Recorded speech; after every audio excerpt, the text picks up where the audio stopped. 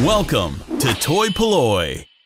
Hello and welcome to Toy Polloi, and this is a bit of a sort of channel and projects update because I get people asking me all the time what things I'm going to be working on in future videos. So I thought I'd show you today my sort of current projects pile. These are the things that are top of the list that I'm going to be working on over the next few months. So first up we have Pulsar, the ultimate man of adventure. Now I was recently contacted by Martin Jalad from toylanta.com saying that he was going to send me one of these and would it be possible for me to restore it. And just so happens that this is a toy that I have wanted for a long time, so he very kindly sent me this guy in the back, as you can see here, which is a bit of a battered Pulsar. His head is broken off. I do have the head and I've got the arm in sort of pieces, but it needs a little bit of work and restoration. So I've started sourcing parts for that, and I did a trade very recently with Toyerism on Instagram, otherwise known as Jeremy Carr, and I got another Pulsar with different bits missing, so I'm hoping that I can combine the two of those.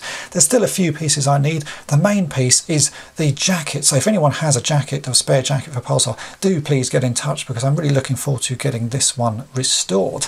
Next up we have a couple of talking action men. Now I've shown you before how to restore the talking mechanism in a Blue Pants era action man, and I have another one here that was very kindly sent to me recently by Justin Waite, so I'm going to restore that one and get that one all working. But I also have an early issue talking action man which is sent in by Heath Wolford. Now this he picked up in a charity shop for a grand total of 29p, and it's worth every penny of that. It's going to be a bit of a challenge, this one. As you can see, he's fairly worn, his face is pretty busted up, but if I give him a shake you can hear that he's rattling quite badly, so I have no idea what's gone wrong on the inside of him, and I'm not even sure if he can be fixed because I've never actually taken one of these apart, so it's all going to be new to me when I get the figure open, and we should be able to see what's working and what's not working. Hopefully we'll get him up and running. And if we look down here, there's a few more projects. Now this one was one I picked up at this weekend's Toy Fair, and that is a blaster from Star Wars. This is something I've always wanted because my childhood one was long gone, so we're going to take this apart and get it all working. So this is going to be higher on the list of things to restore just because I've wanted it for such a long time. It needs a good clean. I assume that the electronics don't work and it's missing one of the little sort of latch little knobs there that goes on the side, so we're going to work out how to maybe make a replacement one of those. So that's high on my list just because I want that all sort of restored and back to looking as good as new. And another toy that is not something I really cover that much on this channel, but I'm going to restore a Pippa doll. I've done a few sort of reviews of old Pippa clothes and outfits, and I did repair one of her Land Rovers, or sort of pink Jeeps. Now Mrs. Toy Polloi collects these, and I've always sort of admired them as little dolls, so I picked this one up recently and she needs some work. She's got a bit of paint on her face, someone's given her rosy cheeks, and also some of her hair is missing and cut.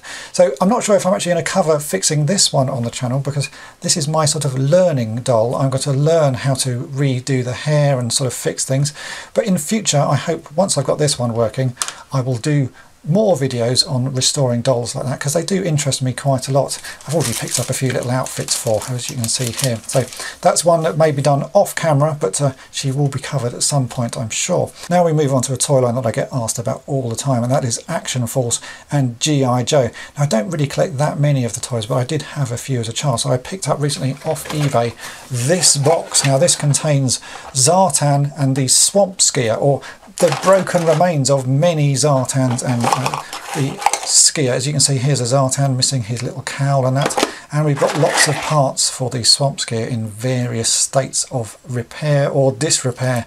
So this is going to be the first G.I. Joe and Action Force sort of vehicle and figure I restore on this channel. You can see it's going to be quite a lot of work. He's pretty filthy, and this toy seems to break incredibly easy, which is why I was able to pick up so many broken parts. Now I'm missing a couple of bits for this one, so if you can help me then do get in touch. I think the last piece I really need is the left leg little armour cover, because that is missing. I have the other pieces, and I have to say a big thank you to JJ Adams, who very kindly just sent me the little face mask, which was another piece I was missing there. So you can see there's a little face mask.